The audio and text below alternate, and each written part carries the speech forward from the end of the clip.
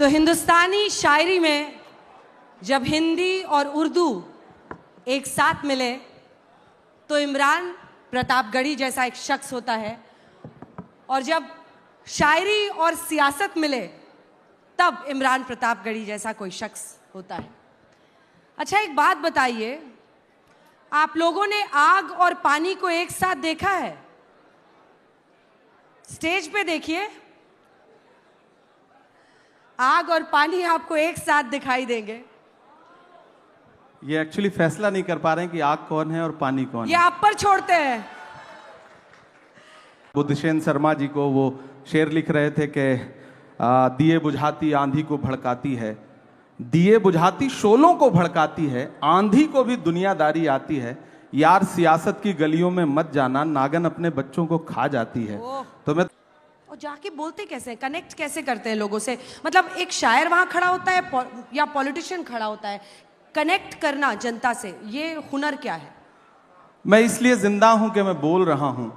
दुनिया किसी गूंगे की कहानी नहीं लिखती। लोग मुझे सुनने आते हैं, देखने नहीं। फिल्म स्टार क्या होता है वो? शायराना। जैसे आप इनसे कनेक्ट करके दिखाइए, ये जो ऑडियंस है, कितने युवा हैं यहाँ पर जो अभी कॉलेज में पढ़ रहे हैं, और कितने लोग हैं जो शायर बनना चाहते हैं? बहुत कम। ये हाथ बढ़ने चाहिए, इस सेशन के अंत तक ये हाथ बढ़ने चाहिए। हाँ, बहुत कम तादाद है। इनसे कनेक्ट करने के लिए मुझे लगता है मुझे कुछ शायरी सुनाना चाहिए। मैं शायरी सुनाता हूं। इंकलाब का नारा होगा, इंकलाब का नारा होगा, इंकलाब का नारा होगा, पहला नाम हमारा होगा, इंकलाब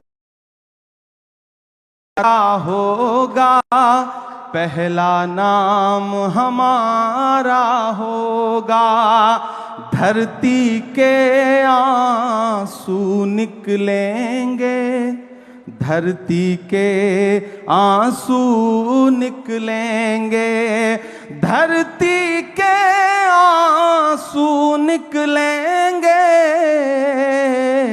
और समंदर खारा होगा, और समंदर खारा होगा।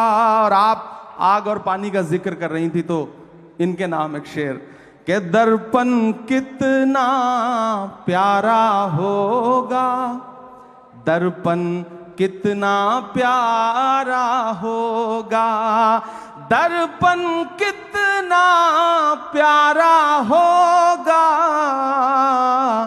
जिसमें अक्स तुम्हारा होगा, जिसमें अक्स तुम्हारा होगा। और इस दौर की जो सच्चाई है कि एक अकेला क्या कर लेता, एक अकेला क्या कर लेता, एक अकेला क्या कर लेता,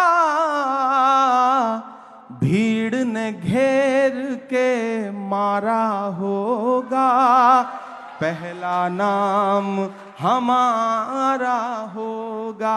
और सियासत में होकर भी हुक्मरानों के नाम ये शेर कि जब तारीख लिखी जाएगी, जब इतिहास लिखा जाएगा, जब तारीख लिखी जाएगी,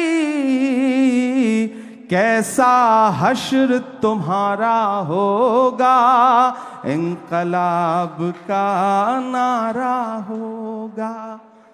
क्या बात है, शुक्रिया। अब हमें समझ में आ गया कि चाहे आप आग हैं या पानी हैं, आप पानी आग से कनेक्ट कैसे बना लेते हैं। शब्द आपकी जादूगरी की तरह हैं और आपने हमेशा इसका इस्तेमाल किया है। लेकिन मैंने आपकी बहुत शायरी पढ़ी, मुझे कई बार लगा कि इमरान के अंदर इतना दर्द क्यों है।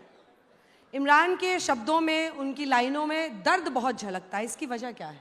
एक्चुअली जिस दौर में मैं बड़ा हो रहा था, मैं हिंदी साहित्य का विद्यार्थी रहा इलाहाबाद विश्वविद्यालय में, जिस दौर में मैं बड़ा हो रहा था, समाज की घटनाएं मुझ पर प्रभाव डाल रही थी, उस समय सिस्टम एक अलग तरीके से व्यवहार कर रहा था। और ख़ासतौर से मैं जिस समाज से आता हूँ उस समाज के दर्द को ज़्यादा जल्दी महसूस करता हूँ, क्योंकि मैं उसके बीच में रहता हूँ।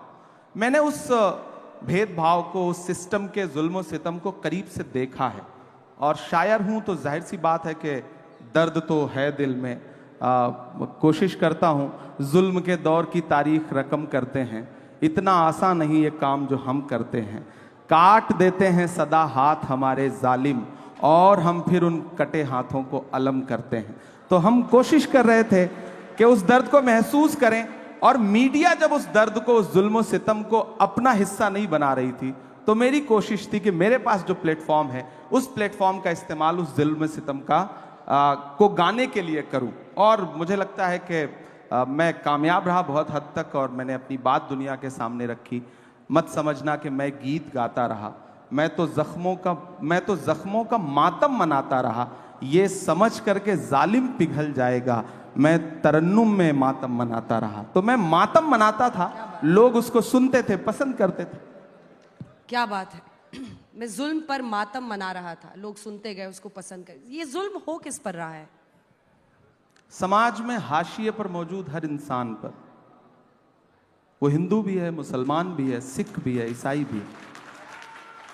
और सिस्टम कर रहा है, इसमें कोई दो राय नहीं, आज भी कर रहा है। और उससे एक बहुत लंबी लड़ाई लड़ने की जरूरत है। और सबसे बड़ी जिम्मेदारी है कलमकारों की। कलमकार जो है वो सत्ता का अस्थाई विपक्ष है। हमारी जिम्मेदारी है कि जब मैं शायर बन के बोलूं तो फिर हाकिम से आंख मिला के बात करनी है, वो कोई भी हो, वो हमारा अपना हाकिम क्यों ना हो, तब मैं उससे भी आंख मिला करके बात करके बोलूंगा। जब मैं 2010, 2011, 2012, 14 में शेर लिख रहा था, नज़में लिख रहा था, जो नज़्म मेरे इंट्रोडक्शन में उन्होंने सुनाई कि माँ हम भी तेरे बेटे हैं, वो मैंने 2011 में लिखी थी। मैंने मदरसे की नज़्म 2012 में लिखी।